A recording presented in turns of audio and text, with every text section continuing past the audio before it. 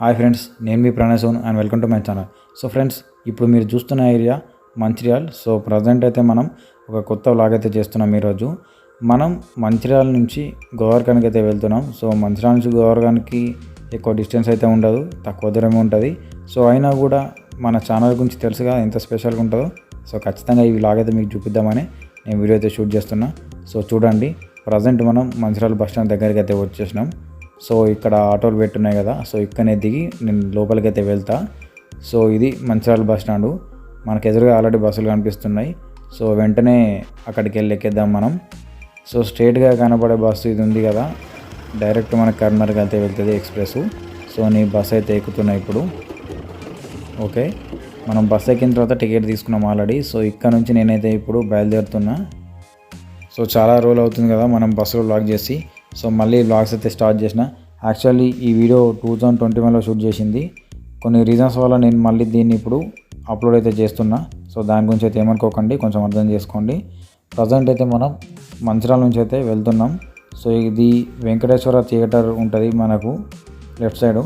So ఇక్కడ నుంచి కొంచెం ముందరికి వెళ్తే మనకు ఐబీ చౌరస్తా అయితే వస్తుంది. సో ఇదే ఐబీ చౌరస్తా. ఇక్కడ నుంచి ఆ హనుమాన్ స్టాచ్యూ సైడ్ వెళ్తే మనకు లక్షపేట రూట్ అది.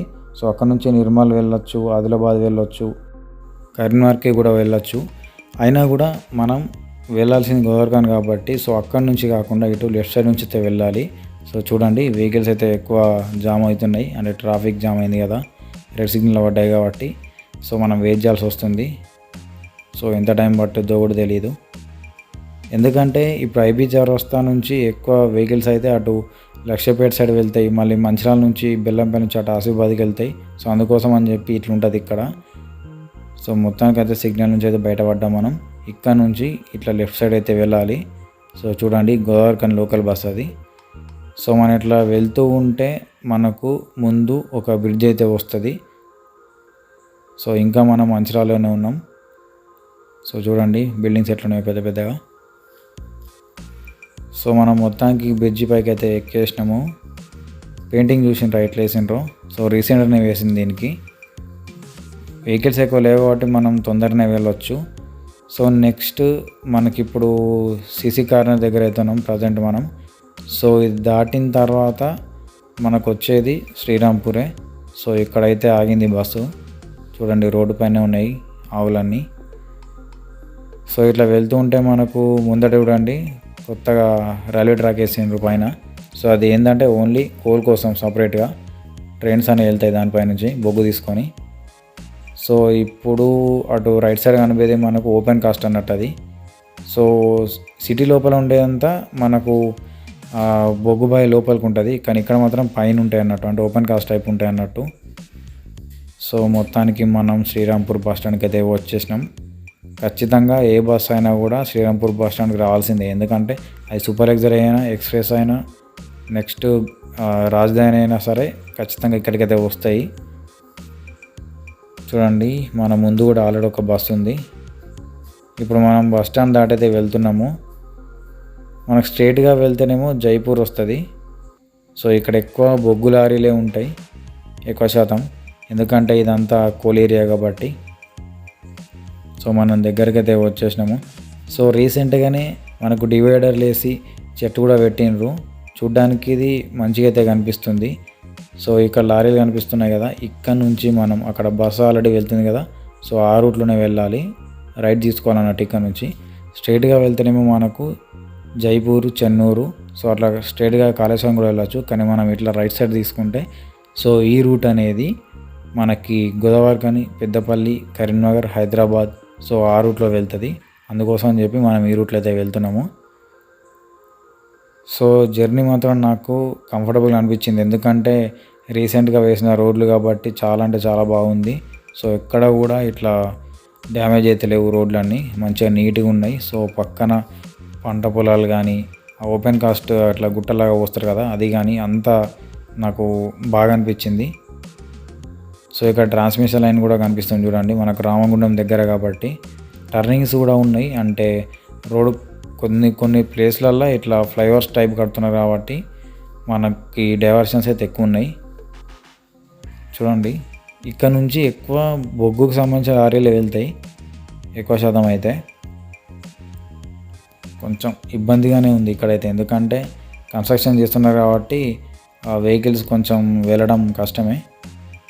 సో మొత్తానికి మనం ఇప్పుడు గోదావరి బ్రిడ్జ్ దగ్గరికి అయితే వచ్చేసినాము. సో చూడొచ్చు మీరు, ఇదే గోదావరి రివర్. సో మనకు అక్కడ గుట్టాలు కనిపిస్తున్నాయి కదా, పొడుగు అవన్నీ రామగుండం ఎన్టీపీసీ గుట్టాలు అన్నట్టు. సో మనం ఇప్పుడు మంచిర్యాల జిల్లా దాటి పెద్దపల్లి జిల్లాలోకి అయితే ఎంటర్ అవుతున్నాము మొత్తానికి. సో చూడొచ్చు మీరు అవన్నీ. రివర్ కూడా కొంచెం ఎక్కువనే ఉన్నాయి వాటర్, చూడండి రివర్లో. చూసింది కదా, మంచిగా బ్రిడ్జి సగం దాకా ఉన్నాయి నీళ్ళు. సో ఈ నీళ్ళనే అటు పవర్ ప్లాంట్ కోసం వాడుకుంటారు, ప్లస్ ఇవే వాటర్ మనకు కాళేశ్వరం కూడా వెళ్తాయి. ఈ రివరు కంటే ముందు, అంటే ఇప్పుడు ఈ బ్రిడ్జ్ ఉంది కదా, దీనికంటే ముందు ఉండేది మంచిర్యాల. సో దీని తర్వాత ఉండేది పెద్దపల్లి డిస్టిక్, మళ్ళీ నెక్స్ట్ కర్మారోజ్ వస్తుంది. మనం ఇప్పుడు గోదావరిఖనిలో అయితే ఎంటర్ అయిపోతున్నాము. సో ఇదే గోదావరిఖని. సో మంచిర్యాల మన బ్రిడ్జ్ ఉంది కదా, అది దాటక ముందు మంచిర్యాల ఉంటుంది, దాటిన తర్వాత గోదావరిఖని ఉంటుంది. ఎక్కువ దూరం అయితే ఏముండదు ఫ్రెండ్స్, ఒక 30 minutesలో అయితే రావచ్చు, ఎక్కువ టైం కూడా పట్టది. అదే బైక్ కానీ కార్ కానీ ఉంటే సో దగ్గరనే కాబట్టి ఒక 20 minutes రావచ్చు మన స్పీడ్ని బట్టి. సో ఇక్కడ చెట్లు అయితే బాగున్నాయి మంచిగా రోడ్డు పక్కకి, చాలా పెద్దగా. మనకు జర్నీ కూడా కొంచెం బెటర్ అయినా ఉంటుంది. మనకు బస్ స్టాండ్ కూడా దగ్గరనే, గోదావరిఖని బ్రిడ్జి దాటినామంటే ఫస్ట్ బస్ స్టాండే వస్తుంది మనకు. బేసిక్గా ఇదంతా సింగరేణి ఏరియానే. సో ఎక్కువ శాతం ఇక్కడ సింగరేణి పీపులే ఉంటారు. మొత్తం ఇక్కడ ఓపెన్ కాస్ట్లు కానీ, తర్వాత అండర్ గ్రౌండ్ ఎక్కువ ఇవే ఉంటాయి ఇక్కడ గోదావరిఖని ఏరియాలో అయితే. సో ఇక్కడ నుంచి మనం స్ట్రైట్గా కొంచెం దూరం వెళ్తే డైరెక్ట్ రామగుండం వచ్చేస్తుంది. సో ఇప్పుడు మనం ఇట్లా బస్ స్టాండ్ లోపలికి అయితే వెళ్తున్నాము. గోదావరిఖనిలో బస్ డిపో ఉంది. సో మన లోపలికి అయితే వచ్చేసినాం ఫ్రెండ్స్. చూడండి ఇదే బస్ స్టాండ్. సో చాలా బస్సులు ఉంటాయి ఇక్కడ నుంచి అయితే, మనకు హైదరాబాద్కి, ఖమ్మంకి, గుంటూరుకి, తర్వాత బెంగళూరుకి. సో గోదావరిఖని నుంచి అన్ని రూట్లకు బస్సులు అయితే అవైలబుల్ ఉంటాయి. సో ఇదే గోదావరిఖని బస్ స్టాండ్. సో నేను ఇప్పుడు బస్ స్టాండ్లో అయితే దిగిన. సో ఈ వీడియో అయితే ఇంతే ఫ్రెండ్స్. ఖచ్చితంగా ఈ వీడియోని లైక్ చేయండి, షేర్ చేయండి, కామెంట్ చేయండి, అలాగే మా ఛానల్ కూడా సబ్స్క్రైబ్ చేసుకోండి. Thank you friends.